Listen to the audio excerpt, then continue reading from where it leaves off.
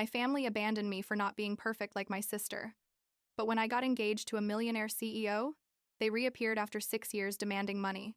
So I exposed their plan to steal a $50,000 necklace on video at my bridal shower and humiliated them in front of the entire world.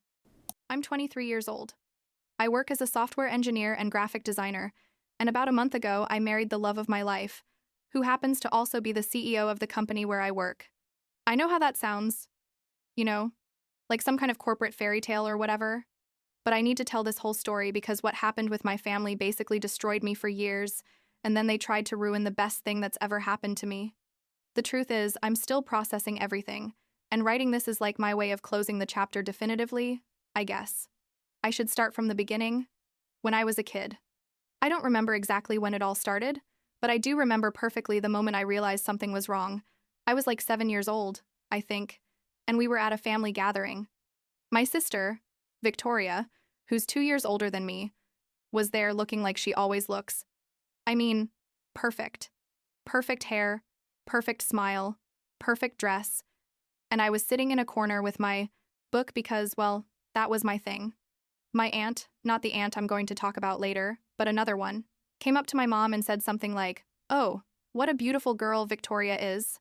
And my mom responded, "Yes, she got the best of us. Thank God Charlotte didn't inherit that." And she said it just like that, casual, like she was talking about the weather. I was right there, literally 2 meters away, and she didn't even lower her voice. That was basically the recurring theme of my childhood. My parents are academics, they both have PhDs and work at universities, and they were always very obsessed with appearances and performance. Victoria was their perfect project, literally their masterpiece. She got the best grades without trying very hard, was captain of the debate team, had tons of friends, and on top of that, she was what my family considered beautiful. I, on the other hand, was the walking disappointment. It's not that I was ugly, or at least that's what my therapist repeated to me for years, but I definitely wasn't Victoria. I had acne in middle school, wore braces, was quieter, preferred to stay home programming or drawing instead of going to parties, and my grades were good but not perfect, like 85 to 90 instead of 95 to 100 like Victoria. The thing is, my parents never missed an opportunity to remind me of my shortcomings. At family dinners, it was like a ritual.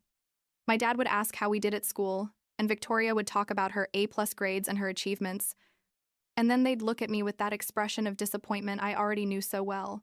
"And you, Charlotte? Another 88 inches math? Victoria got 100 inches advanced calculus when she was your age." Or my mom commenting out loud, "Oh, if Charlotte would put a little more effort into her appearance, maybe she'd have more opportunities like her sister." They'd buy me basic clothes from cheap stores while Victoria had a closet full of expensive brands. For my 15th birthday, they gave me a $50 gift card to Barnes & Noble, and that same year for Victoria's birthday they bought her a used but decent car. What hurt the most was that I tried, you know? I really made an effort to be good at something, to stand out in something that mattered to them, but it was never enough. I won a state-level programming competition when I was 14 and my dad said, "That's okay, I guess." But Victoria won 3 debate competitions this semester. I designed the school website as a volunteer and my mom didn't even look at it, just commented that I should put that effort into fixing my hair. It was exhausting. I literally felt like no matter what I did, I was never going to be Victoria. At school, things weren't much better either, because I was carrying all this emotional shit on top of me. I was shy, didn't have many friends, and some kids made fun of me because, well, teenagers are cruel, and I was an easy target. But the worst part was coming home and having my own parents basically reinforce all of that. I remember once a boy in the cafeteria said out loud that I was Victoria's ugly sister, and when I came home crying and told my mom, she sighed and said, "Well, Charlotte, not everyone can be blessed with good looks. The important thing is that you develop other qualities." I mean, seriously? That was her response? When I was 16, my school counselor realized something was wrong. I'd been missing classes, my grades had dropped, and I think she saw me crying in the bathroom like 3 times in 1 week. She called me to her office and basically interrogated me in the kindest way possible until everything came out. I told her about my family, about how I felt invisible and insufficient, about how sometimes I thought everyone would be better off if I just didn't exist. She got very serious and called my parents for a meeting.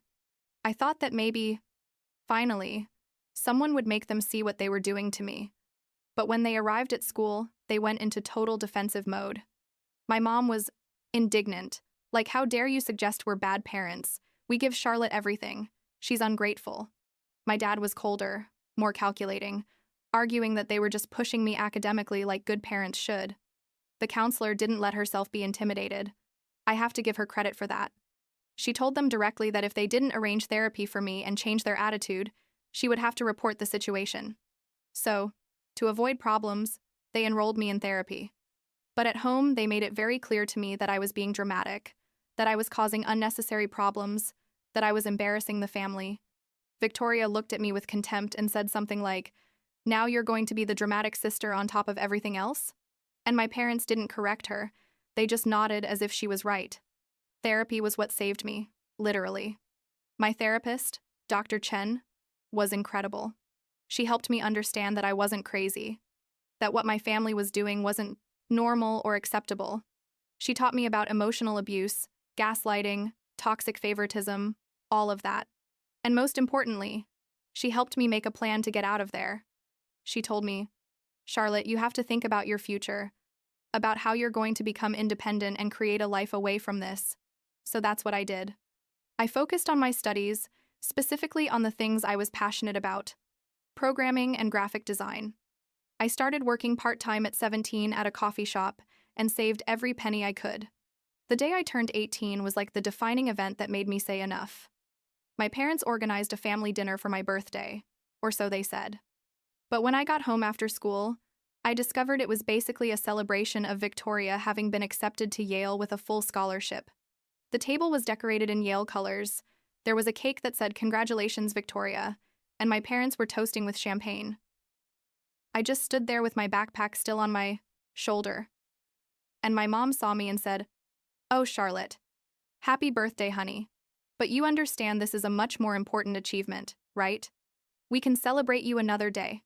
Victoria didn't even look at me, just laughed and kept talking about her college plans. I went to my room, stuffed what I could into 2 suitcases, and climbed out the window that same night. I had like $2,500 saved, which wasn't much, but it was something. I stayed on a coworker's couch for 2 weeks until I found a room to rent in a shared house with 3 college students. It wasn't glamorous. Honestly, the room was basically an enlarged closet, and I had to share a bathroom with 5 other people, but it was mine. It was my space where nobody compared me to Victoria or told me I wasn't good enough. My parents didn't even notice I was gone for 3 days. Can you believe it? When they finally called, it was my dad in his most authoritative tone telling me to stop being dramatic and come home immediately.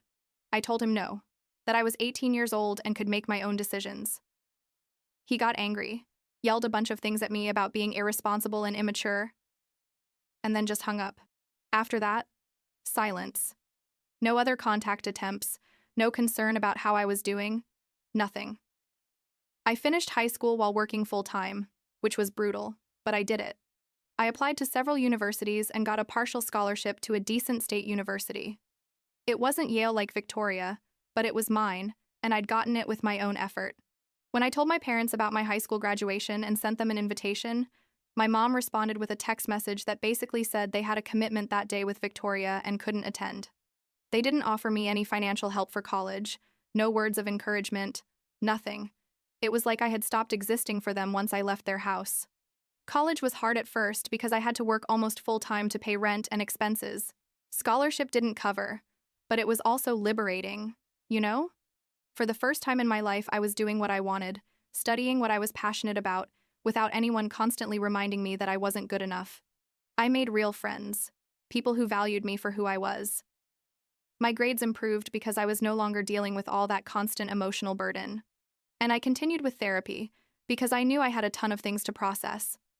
I graduated with honors in computer science and also completed a specialization in graphic design. I got a job as a junior developer at a medium-sized company, and after 2 years, I moved to a tech startup that was growing fast. And that's where I met Alexander, although that was like 6 years after I'd left my parents' house. By then, I was 22. I'd been living alone for several years, had a decent apartment, a job I liked that paid well, and honestly, I thought my life was pretty well on track. Alexander is the CEO and founder of the company. He's like 31 now. So he was 30 when we met. At first, he was just my boss, like a distant figure you'd see occasionally in big meetings but didn't interact with much. But it turns out he personally reviewed a lot of the code and design projects, and he noticed my work. He started assigning me more important projects that were directly linked to his vision for the company. One day, he called me to his office, and I thought I was in trouble or something, but he just wanted to ask me about my ideas for redesigning the entire user interface of our main product. We started working together more closely. We'd spend hours in meetings planning and designing, and I don't know, we just connected. It wasn't instant like love at first sight or anything like that. It was more like I suddenly realized I was looking forward to our meetings, that I got nervous when he messaged me, that I was thinking about him more than I probably should think about my boss. And apparently, he felt the same because after like 3 months of this weird tension between professional and personal, he finally asked me to dinner. Outside of work, just the two of us, making it very clear it wasn't a business meeting. We started dating in secret at first because, well, he was the CEO and I was an employee, and that could look problematic. But after a few months, he went to human resources, officially declared the relationship, and made sure everything was completely transparent and appropriate. They offered me the option to change departments to avoid any conflict of interest, but I decided to stay because I liked my job and because Alexander was very careful never to mix our personal relationship with work decisions. The thing is, Alexander is everything my family never was. He treats me like I'm the most important person in his life. He really listens to me, celebrates my achievements without comparing me to anyone. When I told him about my family, about everything I went through, as a kid and teenager, he got really angry. Not at me, obviously, but at them. So he told me he couldn't believe anyone could treat me that way, that I was amazing and talented and beautiful. And he said it with such sincerity that for the first time in my life, I started to really believe it. After a year of dating, Alexander took me to Paris. He said it was a business trip, but that he wanted me to come with him. And I thought, okay, sounds romantic, but I wasn't expecting anything. But it turns out he had planned this whole perfect day. We went to the Eiffel Tower at sunset, and that's where he got down on one knee and proposed to me. The ring was beautiful, like I was speechless for like a full minute. I said yes through tears, obviously, and it was literally the happiest moment of my life up to that point. When we got back and started telling people about our engagement, I had no plans to tell my family. I'd gone 6 years without talking to them, 6 years in which they hadn't made any effort to contact me or know how I was doing. But Alexander, who's too good for his own good, convinced me to at least try. He told me that maybe they'd changed, that maybe they regretted things, that weddings have a way of bringing families together. I had my doubts, honestly, but I agreed to send my mom a message telling her about the engagement. The response was almost immediate, which was already weird. My mom was effusive, like more excited than I'd ever seen her with me. She wanted to know everything about Alexander, about the wedding, about our plans. She invited me to dinner to celebrate and meet him. I was skeptical, but also, I don't know, maybe a small part of me wanted to believe they finally cared. So I accepted. The dinner was at an elegant restaurant, one of those where the dishes cost like $80 each. My parents and Victoria arrived dressed formally, hugging me effusively as if absolutely nothing had happened in the last 6 years. Victoria told me I looked good, that clearly time away had suited me well, but she said it with that tone that made me feel there was an insult hidden in there. Alexander was a perfect gentleman, answered all their questions politely, but afterwards he told me privately that something felt fake about the whole encounter. During dinner, my parents wouldn't stop asking questions about Alexander, specifically about his company, his financial success, his net worth. It was uncomfortable, honestly, but he handled it with grace. And what I found strange was that they barely asked me anything about myself, about my job, about my life during these 6 years. It was like all their attention was on Alexander and what he represented. Victoria was quiet most of the dinner, which wasn't typical of her, just watching us with an expression I couldn't decipher. At the end of the night, my mom announced that of course they were going to be very involved in planning the wedding. She said Victoria would be my maid of honor, that she would help me choose the dress, that my dad would walk me down the aisle. She said all this as if it were a fact, without asking if that's what I wanted. And then came the part that should have alerted me immediately. My dad said something like, Obviously, as the father of the bride, I'll have to cover the main wedding expenses. It's tradition. But given that Charlotte and Alexander are well established financially, we can divide the costs more equitably. Alexander and I looked at each other like, what? I told my dad that we were going to pay for our own wedding, that we didn't expect anything from them, but he insisted, said it would look bad if they didn't contribute, that people would talk. My mom added that they wanted to be part of this, that it was their way of reconnecting with me. I still had doubts, but Alexander, always trying to see the best in people, said if they wanted to help, we could accept a modest contribution. Big mistake. Literally, the biggest mistake. The next few weeks, my mom and Victoria bombarded me with messages about the wedding. They wanted to see venues. They wanted to come to dress fittings. They wanted to have an opinion about everything. At first, I thought maybe this was genuine, that they really wanted to be present, but they started making strange demands. My mom insisted we should have the wedding in her hometown, 3 states away, because that's where her family could attend more easily. Victoria said the color I'd chosen for the bridesmaids was hideous, and we should change it. My dad sent me a budget he'd made for the wedding that was like 3 times more than what Alexander and I wanted to spend. When I told them no, that this was our wedding, and we'd do it our way, my mom got dramatic. She started with after all we've done for you, the least you can do is consider us. And I thought, after all you've done for me? Seriously? But I didn't say anything, just maintained my boundaries. We decided the wedding would be in our city, with our chosen colors, and they could attend if they wanted, but they weren't going to control anything. Then my maternal aunt, the only person in my family who had occasionally tried to maintain contact with me during these years, called me. She sounded worried and told me she needed to tell me something important. She said she'd been at my parents' house and overheard my mom and Victoria planning something for our engagement party. Apparently, the plan was that my mom would bring an expensive diamond necklace, give it to Victoria to wear during the party, and then at some point, Victoria would report that the necklace had disappeared. They would accuse someone of having stolen it, probably me or some staff member, cause a scandal, and then demand that Alexander pay for the necklace or replace it as compensation. It was like an elaborate scam, basically. I froze when my aunt told me this. I asked her if she was sure, and she said absolutely yes, that she'd heard all the details. She told me she'd always known my parents treated me badly, but this was another level. She advised me to confront them, or better yet, to simply uninvite them from the wedding. I was furious, but also a part of me wanted to expose them. I wanted Alexander to see exactly who they were, so we set our own trap. We told everything to the event planner and the security people at the venue where we were going to have the engagement party. We installed additional security cameras, especially near where we knew my family would be. And we waited. The party was beautiful. We had like 80 guests between friends and work colleagues. My family arrived all elegant and smiling, acting like the perfect family. Victoria was wearing a flashy necklace she definitely hadn't had when she arrived. Everything was going normally until halfway through the party, my mom suddenly started screaming that Victoria's diamond necklace had disappeared. Victoria was crying dramatically, saying it was an invaluable family heirloom. My dad demanded everyone stay still, that they search the place, that they call the police. It was a complete show. Literally could have won an Oscar. The guests were confused and uncomfortable. Some started checking their own belongings to prove they didn't have anything. Then Alexander went up to the small stage where we'd planned to give a speech later. He asked for everyone's attention and said there was good news, that we'd found the necklace. My mom put on a fake surprised face. Like, oh, thank God. Where was it? Alexander smiled and said, in Victoria's purse, where she put it after pretending it had disappeared. The event planner projected the security video on a big screen. You could clearly see Victoria discreetly taking off the necklace and putting it in her purse, then acting surprised when her mom started screaming. The room went completely silent. My mom turned red.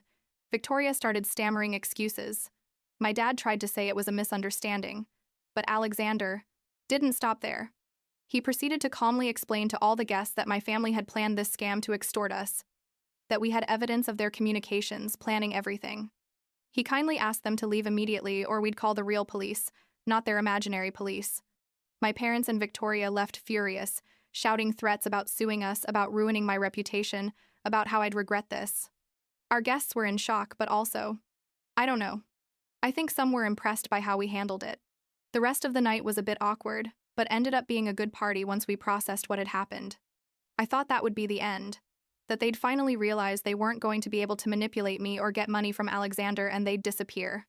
But no, because apparently I'm an optimistic idiot or something. A week later, my mom called me crying, saying she was ashamed, that she didn't know what she'd been thinking, that Victoria had convinced her to do that crazy thing, but that she deeply regretted it.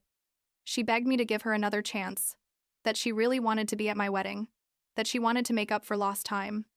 And I, like the fool I am, wanted to believe that maybe the shock of being publicly exposed had made them reflect. Alexander warned me, told me to be careful, but he also said if I wanted to try one more time, he'd support me. So I agreed to give them another chance, but with very clear boundaries. I told them they could attend the wedding, but they wouldn't have any special role, that my aunt would walk me down the aisle, that Victoria wouldn't be my maid of honor. My mom accepted everything, said she just wanted to be there, that nothing else mattered, to make peace and show them I was willing to try. I invited them to come with me and my real bridesmaids to the dress fitting.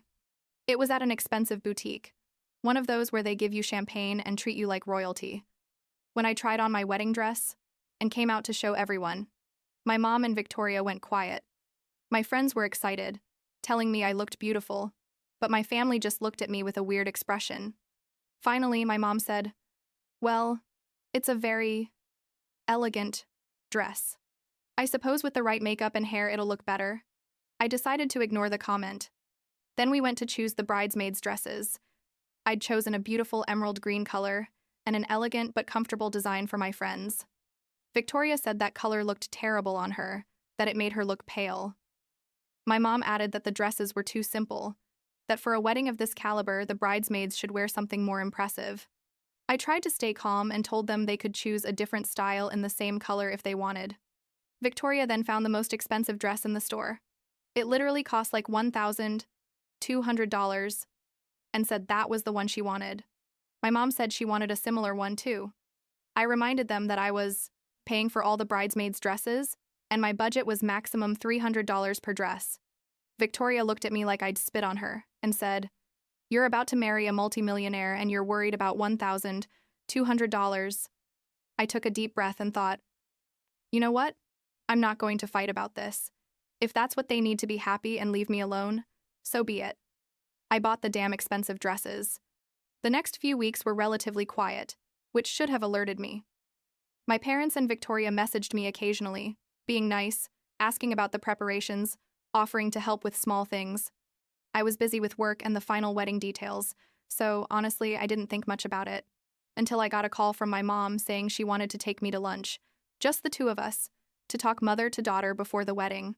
I agreed and we went to a nice restaurant. The conversation started normally, her asking about the honeymoon, about our future plans, if we were thinking of having kids soon. Then she got more serious and told me she wanted to truly apologize for everything.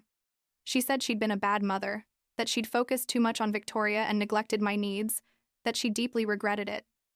I started to feel, I don't know, like hope maybe. Like finally we were having the conversation I'd needed for years. But then her phone rang. She took it out of her purse, looked at the screen and rejected it. Except she didn't reject it. She butt-dialed it or something because suddenly I could hear her voice along with Victoria's in the background. At first I thought maybe she was on speaker talking to someone else, but then I heard my name.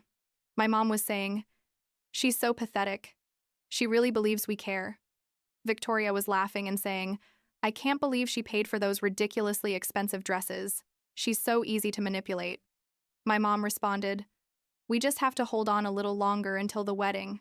Then we can ask her for money regularly, and if she refuses, we threaten to cause problems with Alexander." I sat there, holding my phone against my ear, listening to my mother and sister talk about me like I was their personal wallet. Victoria continued, "Also, did you see how ridiculous she looked in that wedding dress? Not even with all the money in the world can she buy beauty." My mom laughed and said something like, "At least she found someone desperate enough to marry her. We should get everything we can from her while it lasts." I hung up and put my phone on the table. My mom was still talking in front of me, oblivious to the fact that I'd heard everything. I asked her directly, "Is Victoria at your house right now?" She got a bit nervous and said, "What? No. Why?" I showed her my phone screen, which showed I'd been on a call with her for the last 3 minutes. Her face paled. I told her, "I heard everything. Every word." She tried to make excuses, saying I'd misunderstood, that they were joking, that I took things out of context. I got up, put money on the table to cover the bill, and left without saying another word. When I got home, I told Alexander everything. He was furious, more furious than I'd ever seen him. He told me enough was enough, that these people were never going to change, that they didn't deserve to be in my life and definitely didn't deserve to be at our wedding. I agreed, but also, a masochistic part of me wanted to expose them one last time. I wanted irrefutable evidence of their cruelty so I could close this chapter definitively without doubts or what-ifs.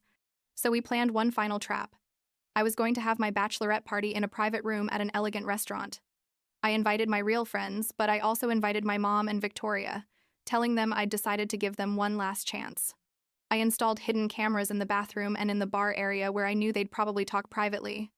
During the party, I acted completely normal, happy, excited about the wedding. At one point, my friends and I were in the main area, while my mom and Victoria went to the bar to order more drinks. The cameras captured everything. Victoria telling my mom, "I don't know how I'm going to survive," watching this ugly gnome in a white dress pretending to be a princess. My mom responded, "At least it'll be entertaining, and after the wedding we can finally ask for what we really want." Victoria asked, "How much do you think we can get from her?" My mom said, with her guilt and need for approval, "Probably about $50,000 a year easily, maybe more. We could tell her your dad needs money for surgery or something." But the worst part, what really destroyed me, was when Victoria said, "Do you think her marriage will last? I mean, she's rich, but she's still her. Insecure, ugly, boring. Give me a year, and her husband will probably be cheating on her." My mom laughed and said, "You're right. We should get the money as fast as possible before he realizes his mistake." They went on, saying horrible things about my appearance, my personality, my relationship. Like, it was a sport. I saved all the videos. A couple days later, my dad called me. It was the first time I'd spoken directly with him since all this drama. His tone was completely different from how he'd acted in recent weeks, cold and authoritative. He told me, "Charlotte, you need to remember your place in this family. You'd be nothing without us, without the last name you carry, without the education we gave you. Now that you're marrying money, it's your obligation to help your family. We're going to need $30,000 before the wedding for expenses." I asked him, "What expenses?" He said condescendingly, "That's none of your business. I just need the money in my account by the weekend. It's the least you can do after embarrassing us at that engagement party." I told him no, that I wasn't going to give them anything. He got angry, started yelling that I was ungrateful, that they'd given me everything, that I owed them everything I had. I told him, "You literally left me alone at 18, didn't pay a cent for my college, weren't at my graduation. I didn't know anything about my life for 6 years until you found out my fiancé has money. Do you really think I owe you anything?" He kept shouting threats, saying they'd ruin my wedding, that they'd tell Alexander the truth about me, that he'd make me regret it. I asked him, "What truth exactly? That I had an abusive family that treated me like garbage my whole life? That's not a truth I'm ashamed of." And I hung up. I blocked his number, blocked my mom's, blocked Victoria's. I thought it was finally over. 2 days later, one of my friends sent me a screenshot from Facebook.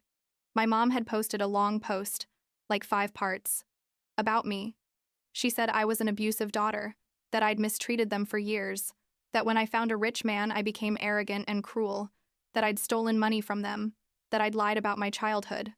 She had old photos of me from my teenage years, photos where I looked weird or uncomfortable, with captions saying things like, "This is what she looked like before her rich husband paid for plastic surgeries and expensive treatments." I mean, what? I've never had any plastic surgery. Literally nothing. The post had like 200 comments, mostly from people I didn't even know taking my mom's side. She'd doxed my phone number, saying people could call me to tell me how terrible I was. My phone wouldn't stop ringing with calls from unknown numbers, text messages insulting me. Victoria had shared the post. adding her own lies about how I'd tried to seduce her previous boyfriends, how I'd always been jealous of her, how I was a compulsive liar. Alexander found me crying in our apartment, overwhelmed by everything. He immediately called his lawyer. That same afternoon, I uploaded my own videos to my social media. The videos of my mom and Victoria at the bachelorette party saying all those horrible things. The security videos of the necklace plan. A video I'd recorded myself explaining my childhood. The therapy, how I left home, the 6 years without contact, and how they'd only reached out after finding out about the money. I didn't give excessive details, but enough to tell my side of the story. The response was immediate and massive. My family's posts were flooded with comments, calling them narcissists, abusive, scammers, people sharing similar stories from their own families. My mom's post was reported so much that Facebook took it down. Some people even found my dad's profile and started commenting there too, basically exposing everything. I hadn't expected such a big reaction. Honestly, I just wanted to tell my truth so people would stop harassing me. After all that, I officially uninvited them from the wedding. I sent them a legal email from Alexander's lawyer telling them they weren't welcome, that if they tried to show up, they'd be escorted out, that we'd notified venue security. We told all the security people and venue staff what my parents and Victoria looked like, showing them photos so they could identify them immediately. The wedding arrived, and honestly, it was a beautiful day. My aunt, who had been my ally through all of this, walked me down the aisle. My real friends were my bridesmaids. Alexander was waiting for me with tears in his eyes, and when we exchanged vows, I felt like I'd finally found my true family. The family you choose, not the one you're stuck with by blood. But because my biological family apparently can't leave the drama alone, they tried to show up anyway. My mom and Victoria arrived at the venue wearing the expensive dresses I'd bought, acting like they had every right to be there. Security stopped them at the entrance. There was a scene, my mom yelling that she was the mother of the bride, Victoria crying that she was the sister. The guards didn't budge, followed instructions, and called the police when they refused to leave. The part that still makes me laugh was completely accidental. As the guards escorted them out, they passed by the garden sprinklers that were watering the lawn. The expensive dresses got soaked and stained. Victoria was hysterical. My mom was screaming about lawsuits, but by then I was already inside, exchanging vows with the love of my life, surrounded by people who truly love me. And the reception was perfect. We danced, we laughed, we celebrated. Not once did I think about my biological family or the drama outside. Alexander whispered to me at some point in the night that he was proud of me, that I'd shown incredible strength, that he'd always be on my side. And for the first time in my life, I felt completely loved and valued for who I am. That was about a month ago. Since then, my family has tried to contact me through distant relatives, old neighbors, anyone they think could be an intermediary. I've made it clear to everyone that there's no possible reconciliation, that they made their choices, and I made mine. My dad tried one last approach, sending me a long letter about regret and forgiveness, but it was basically more manipulation disguised as an apology. Now I'm 2 months pregnant. Although that's new information, we're still processing. Alexander is excited. I'm terrified and happy at the same time. What I do know is that my son or daughter is going to grow up in a family that loves them unconditionally, that celebrates who they are without comparisons, that never makes them feel like they're not enough. They'll have their dad, me, their great aunt who's amazing, and all the people we've chosen as our family, and that's more than enough.